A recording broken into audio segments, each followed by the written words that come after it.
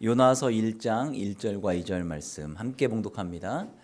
여호와의 말씀이 아미떼의 아들 요나에게 임하니라. 이르시되 너는 일어나 저 큰 성읍 니느웨로 가서 그것을 향하여 외치라.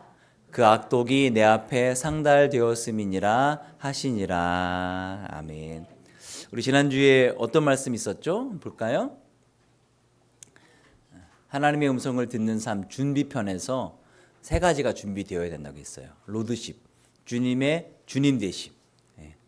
그냥 겉으로만 주님 하지 말고 진짜 마음으로도 주님을 인정할 수 있어야 된다라는 것이죠.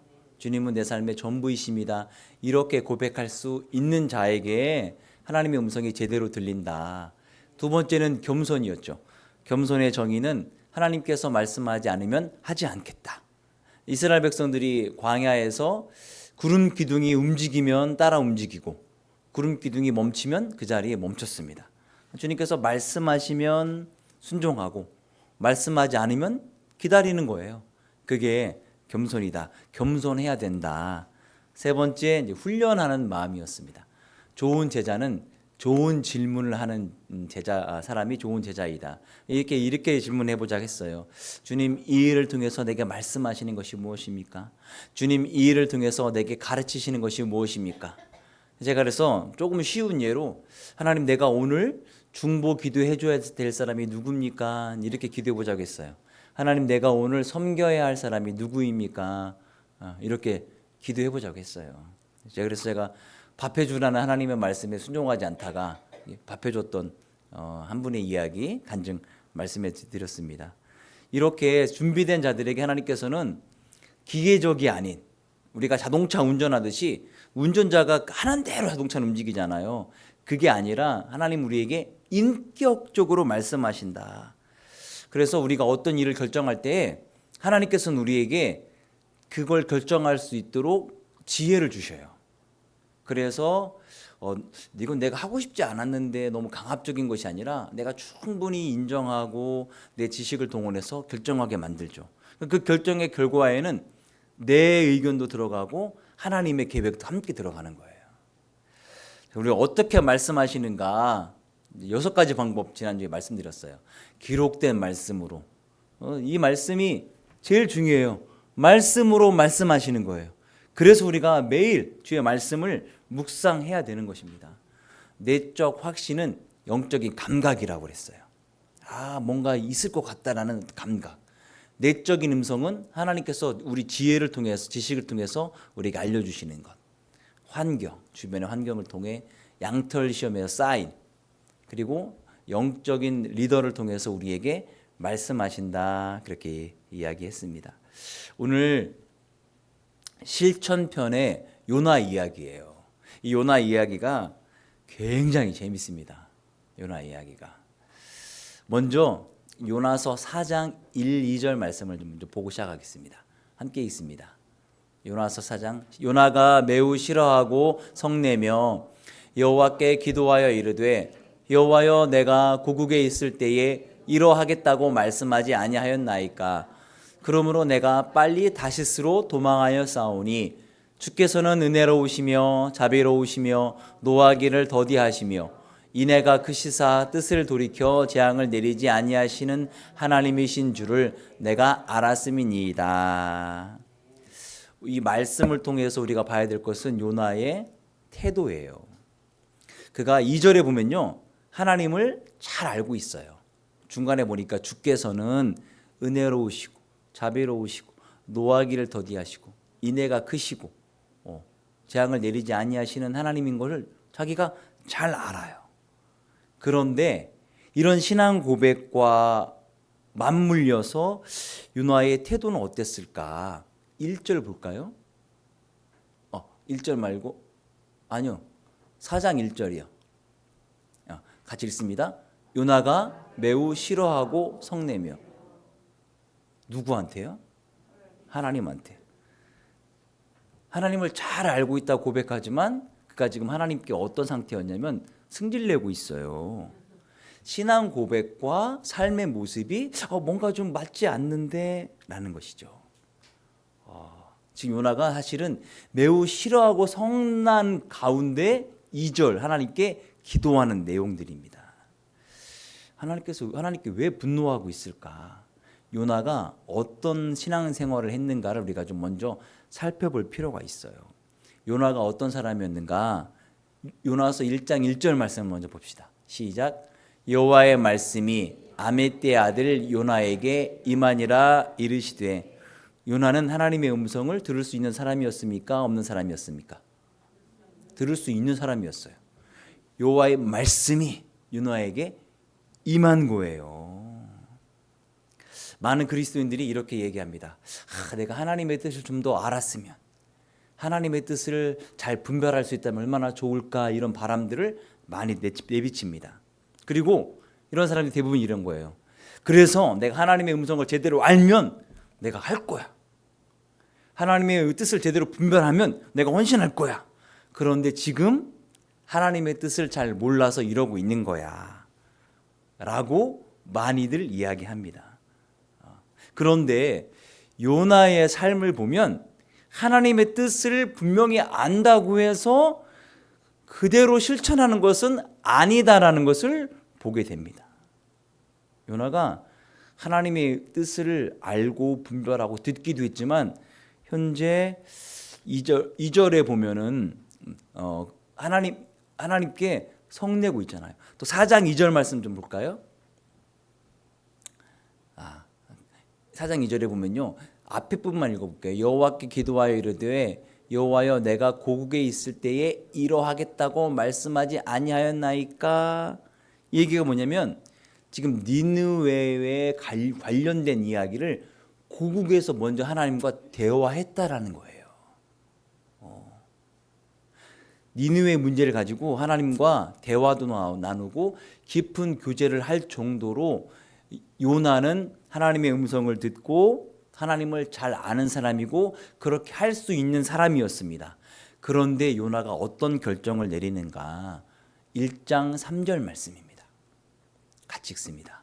그러나 요나가 여호와의 얼굴을 피하려고 일어나 다시스로 도망하려 하여 요바로 내려갔더니 마침 다시스로 가는 배를 만난지라.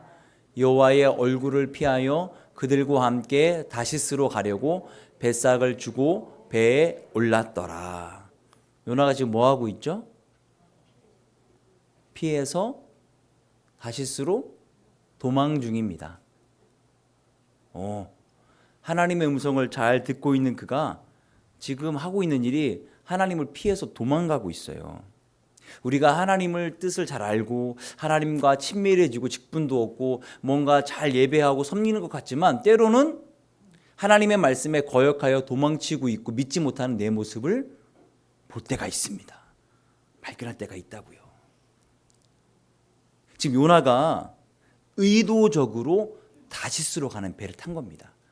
니느웨로 가는 방향과 다시스로 가는 방향이 정반대예요. 요나가 하나님의 뜻을 알 수 없어서 고민 끝에 다시스로 가는 배를 탄 게 아니에요. 아니라고요. 하나님의 뜻을 알면서도 고의로 일부러 거역하고 있는 것입니다. 우리가 어떤 때는요, 이렇게 거역을 했지만 뭔가 일이 잘 풀릴 때가 있어요. 보니까 마침 다시스로 가는 배가 있는 거예요. 이 배를 탔는데요, 배가 어떻게 갔는지 아세요? 순풍을 만납니다. 그렇지, 내가 이 결정을 잘한 거야. 잘 되고 있잖아. 잘 풀리고 있잖아. 그러나 거기까지라는 거예요. 그 다음에 뭐 만났죠? 순풍이 풍랑이 됩니다. 풍랑이. 잠깐 내가 다른 결정을 내린 것이 잘 돼서 내 결정이 하나님 결정보다 낫구나라고 착각할 수도 있는데 그게 아니라는 사실도 여러분 아셔야 합니다.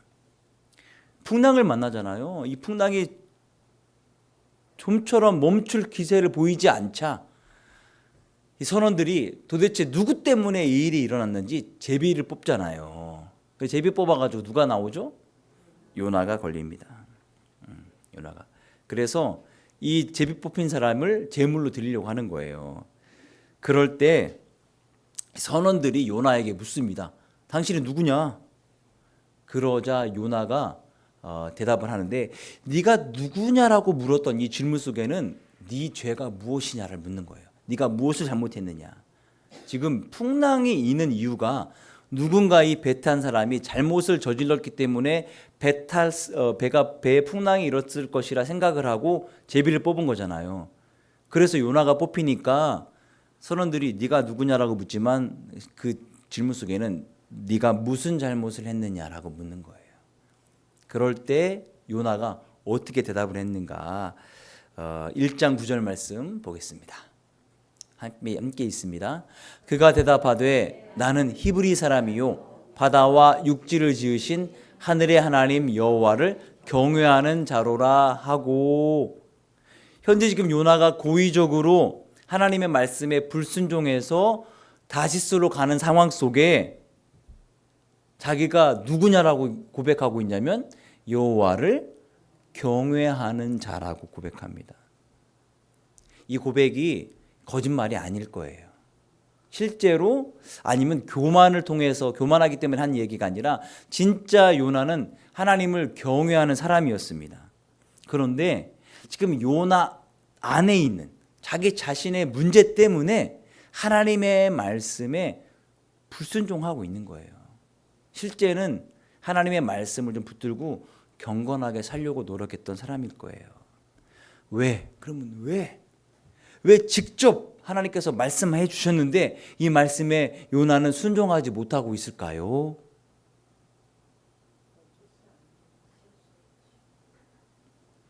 뭔가 답이 나오고 계신 것 같은데 아픔 때문입니다. 어떤 아픔이냐면 니느웨가 지금 이스라엘의 적국이에요.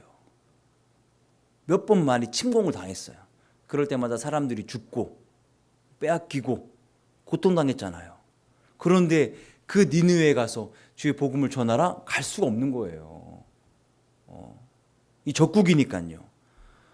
니느웨를 사랑하는 그 마음을 품을 수가 없는 거예요. 그러니까 하나님의 말씀에 순종할 수가 없었던 것입니다. 그래서 요나가 이 선원들에게 제안을 합니다. 이 풍랑을 잔잔하게 하기 위한 제안. 12절 말씀 볼까요? 시작. 그가 대답하되 나를 들어 바다에 던지라. 그리하면 바다가 너희를 위하여 잔잔하리라. 너희가 이 큰 폭풍을 만난 것이 나 때문인 줄을 내가 아노라 하니라. 요나가 이 풍랑의 원인이 자기인 것도 깨닫고 해결책을 내는데 이 해결책이 정말 대단합니다.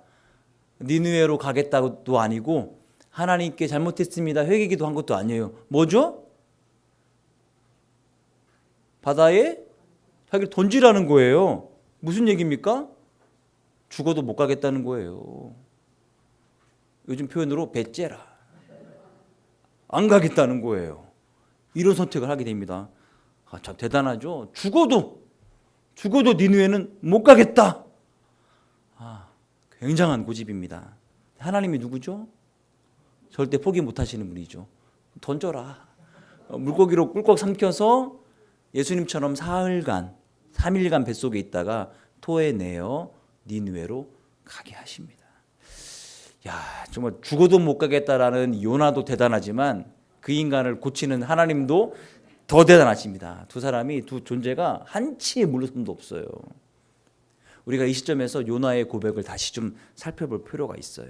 4장 2절 말씀입니다. 중간 이유 주께서는부터 읽으면요. 같이 읽어볼까요? 주께서는 은혜로우시며 자비로우시며 노하기를 더디하시며 인애가 크시사 뜻을 돌이켜 재앙을 내리지 아니하시는 하나님이신 줄을 내가 알았음이니이다. 요나가 하나님을 안다고 한 고백은 다 맞는 고백이에요. 문제는 뭐냐면 요나가 아는 것과 요나의 마음이 일치하지 않는 것에 이제 문제가 있는 거예요. 요나는 하나님이 은혜로우시고 자비로우신 분임을 알지만 요나는 니느웨에 자비를 베풀 마음이 없습니다. 요나는 인애가 크신 하나님께서 뜻을 돌이켜 재앙을 내리실 것을 알고 있었지만 요나는 내심 니느웨에 재앙이 내려 다 죽기를 바라고 있는 거예요. 요나는 하나님을 경외한다고 스스로 말하고 있지만 그의 마음은 하나님과 다릅니다. 그리고 자기의 마음을 돌이킬 생각도 없어요. 죽으면 죽었지 못 가겠다라는 거죠. 하나님은 니느웨를 아끼는데 요나는 니느웨를 아끼는 마음이 전혀 없습니다. 그리고 하나님께서 바라보는 니느웨를 바라보는 그 마음, 그 눈과 요나가 니느웨를 바라보는 마음이 전혀 일치하지 않습니다. 하나님은 니느웨를 사랑하고 계시지만 요나는 니느웨를 사랑하지 않았습니다. 그러면 아니 하나님의 마음과 요나의 마음이 이렇게 다른데 하나님께서는 요나를 왜 부르셨을까요? 왜요? 요나도 하나님의 마음을 알기 원하셨던 거예요. 하나님의 뜻을 알기 원하셨던 거예요. 여러분 보세요. 이 요나서가 어떻게 보면은 니느웨가 범죄했지만 그들이 회개해서 구원받은 내용으로 우리가 마무리 짓니다. 또 다른 차원에서는 니느웨를 절대 사랑할 수 없었던 요나를 위해서 이 사건을 만드시는 거예요. 그 궁극적으로는 니느웨도 바뀌었지만 하나님께서는 요나에게 말씀하시는 거예요. 내 마음을 알고 내 마음처럼 살면 안 되겠느냐. 어쩌면 진짜 은혜를 입은 사람들은 니느웨 사람이 아니라 바로 요나입니다. 요나. 하지만 요나에게는 이런 하나님의 마음과 성품이 없었기 때문에 하나님처럼 살 수 없었던 거예요. 하나님처럼 니느웨를 사랑할 수 없었던 거예요. 하나님과는 전혀 다른 삶을 살고 있었던 것입니다. 자 보세요. 나도 하나님 잘 알아요. 난 하나님을 잘 예배해. 말씀도 많이 읽어. 그런데 그런 믿음의 고백과는 전혀 다른 삶을 살고 있는 내 자신 보이지 않나요? 요나를 통해서 이런 내 모습을 좀 봐야 돼요. 우리가 하나님의 말씀을 묵상해야 되는 중요한 이유가 바로 여기에 있습니다. 하나님이 어떤 말을 하시는 분인지를 아는데 그치는 것이 아니라 하나님이 그런 분이시라면 나도 그런 마음과 그런 생각들을 품고 살아야 한다는 거예요. 그러기 위해 말씀 묵상을 해야 된다는 거예요. 이 이야기가 말씀을 연구하고 준행하고 가르쳤던 에스라의 그 준행과 일치하는 것입니다. 일치하는 것입니다. 20세기 위대한 전도자인 빌리 그레함 목사님의 예화예요. 하루는 이 빌리 그레함 목사님이 점심에 배가 고파가지고 막 허겁지겁 샌드위치를 먹고 있었어요. 막 먹다가 갑자기 막 우는 거예요. 이 목사님이 갑자기 이 먹다가 깨달았어요. 내가 먹기에 열중을 하는 내 자신을 돌아보니 내 삶에 말씀 묵상이 없다면 짐승과 내가 뭐가 다르지? 깨닫게 된 거예요. 그럼 우리가 이 육신을 잘 보존하기 위해 하루에 3끼, 어떤 분은 2끼, 어떤 분은 1끼, 밥 굶는 분 없으시죠? 어쨌든 먹는단 말이에요. 그런데 먹기를 탐하였지만 그만큼 하나님의 음성, 하나님의 말씀 묵상하는데 내가 노력을 했는가? 그렇지 않은 자기의 모습을 보고 있는 거예요. 순간 느꼈던 거예요. 회개의 눈물이 나온 거예요. 우리 안에 말씀을 묵상하고 말씀을 내 삶에 좀 드리는 것을 제2의 천성으로 삼을 수 있어야 합니다. 그래서 디모데전서 4장 말씀 한 번 더 볼까요? 같이 한번 읽습니다. 시작. 내가 이것으로 형제를 깨우치면 그리스도 예수의 좋은 일꾼이 되어 믿음의 말씀과 내가 따르는 좋은 교훈으로 양육을 받으리라. 망령되고 허탄한 신화를 버리고 경건에 이르도록 내 자신을 연단하라. 육체의 연단은 약간의 유익이 있으나 경건은 범사에 유익하니 금생과 내생에 약속이 있느니라. 그래서 우리가 어느 순간 태어나면서부터 다 말씀 묵상을 잘하는 게 아니에요. 뭐가 필요하냐? 연습이 필요한 거예요. 훈련이 필요한 거예요. 연단이 필요한 거예요. 연습이 누구에게 필요하다는 이야기는 뭐냐면 공평해요. 다 연습하면 할 수 있는 거예요. 난 잘 못하는데 잘 안 되는데 낙심할 필요 없이 차근차근히 하면 됩니다. 태어나면서 잘하는 게 아니에요. 연습을 하면 되는 거예요.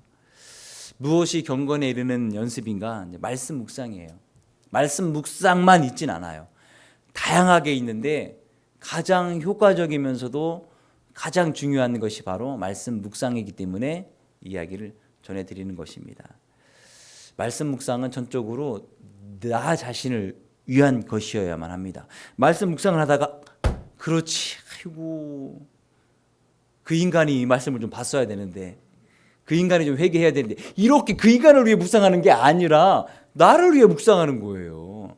하나님이 나를 위해 주셨지 그 인간 회개하라고 이 말씀 주신 게 아니거든요. 우리 가끔 그렇게 묵상해요. 그래, 네가 변화해야 된다. 아니요, 내가 변화하라고 주신 말씀이시죠. 그래서 시편 1편 말씀이 말씀 묵상을 하는 자에 주신 유익이잖아요. 볼까요? 시편 말씀 같이 읽습니다. 복 있는 사람은 악인들의 꾀를 따르지 아니하며 죄인들의 길에 서지 아니하며 오만한 자들의 자리에 앉지 아니하고 오직 여호와의 율법을 즐거워하여 그의 율법을 주야로 묵상하는도다. 그는 시냇가에 심은 나무가 철을 따라 열매를 맺으며 그 잎사귀가 마르지 아니함 같으니 그가 하는 모든 일이 다 형통하리로다. 말씀 묵상의 유익이 뭡니까? 복이 있다라는 거예요. 이 복이 심령이 가난한 자는 복이 있나니 그 복이 아니라 하박국서에 난 여호와로 말미암아 즐거워하겠다라는 넘치는 즐거움의 복을 주시는 것이죠. 이 땅에는 두 종류의 사람이 있습니다. 땅 위에 사는 사람, 높은 데에 사는 사람. 땅 위에 사는 사람은 모든 환경 영향에 다 받습니다. 비 오면 비 맞고 바람 불면 바람 맞고 눈이 오면 눈이 맞고. 그런데 이 구름 위에 높은 곳에 거하는 사람은 이 환경의 영향을 받지 않나요. 그러니까 기쁨을 살 수 있는 거예요. 우리가 그런 사람이 되어야 된다는 것이죠. 열매 맺는 삶은 성품이 바뀌는 것을 의미합니다. 주의 말씀은 불 같아요. 불은 녹이죠. 녹으면 그 안에 불순물을 제거하고 순도 99.9%의 정금을 만드는 도구입니다. 주의 말씀으로 내 삶 속에 모난 것들을 다 때려서 부서뜨리는 거예요. 다듬어가는 능력이 바로 말씀이에요. 말씀 묵상은 마르지 않은 샘 같은 것입니다. 마르지 않는 샘이란 말씀의 은혜가 끊이지 않는 거예요. 끊이지 않는 거예요. 제가 이제 논산교회에 있을 때 논산교회가 중간에 한번 옮겨갔거든요. 근데 먼저 있던 교회 물가에 바위 틈에 나무가 하나 자라는 게 있었어요. 그래서 교회를 이전하게 갈 때 저 나무가 멋지고 좋으니까 저것도 옮겨가자 해서 그것도 캐가지고 옮겨갔어요. 어떻게 됐게요? 죽었어요. 죽었어요. 전에 있던 나무는 바로 물가 옆에 있었어요. 수도가 옆에. 그것도 그 수도가 아니라 지하수. 우연히 바위 틈에 그렇게 씨가 떨어져가지고 자란 거예요. 그게요. 우연히 만들어진 거예요. 그거를 옮겨갔는데 물가 옆에 안 심으니까 금방 죽었어요. 지금 나무는 없고 바위만 건물 옆에 이렇게 있어요. 그 건물도 이제 철거됐군요. 말씀이 마르지 않도록 여러분 하루 종일 일주일 내내 여러분이 말씀 앞에 서는 시간이 얼마나 되십니까? 예배 드리는 시간이 일주일에 주일만 예배 드린다면 오전 예배만 1시간.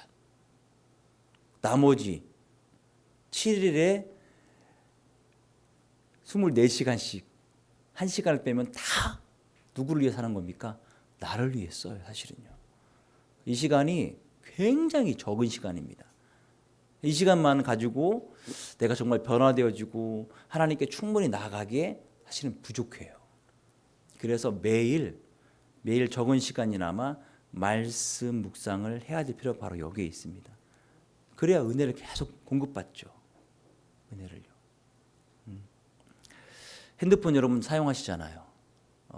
집에 가시면 주무실 때 어떻게 하십니까? 핸드폰 충전해 놓죠. 안 그러면은 다음 날 못 쓰니까요. 우리는 충전하지 않고 일주일 내내 쓰는 거예요. 계속 방전만 되는 거예요. 네 번째가 형통한다라고 그랬어요. 형통은 성공하는 삶을 말하는데요. 형통 제가 두 가지 단어에 말씀드렸어요. 뜻을 큰 대로를 놓는 것이 형통이고 피가 멈추지 않고 막히지 않고 잘 흐르는 것, 형통이라고 그랬어요. 자, 하나님께서는 가나안 땅에 들어가기에 직전에 여호수아에게 부탁하십니다. 명령하십니다. 어떻게 하느냐? 전쟁을 치러야 되니까, 정복 전쟁을 치러야 되니까 무기를 만들고 군사를 모집하고 연습하고 훈련을 하지 않고 내가 네게 명령한 말씀을 좌로나 우로나 치우치지 않고 잘 지켜 행하면 네가 형통할 것이다라고 말씀하십니다. 여호수아에게 형통할 일은 가나안 정복 전쟁을 잘 치르는 일이었어요. 그 일을 위해서 하나님께서는 말씀 묵상을 해라라고 말합니다. 그러면 형통하겠다는 거예요.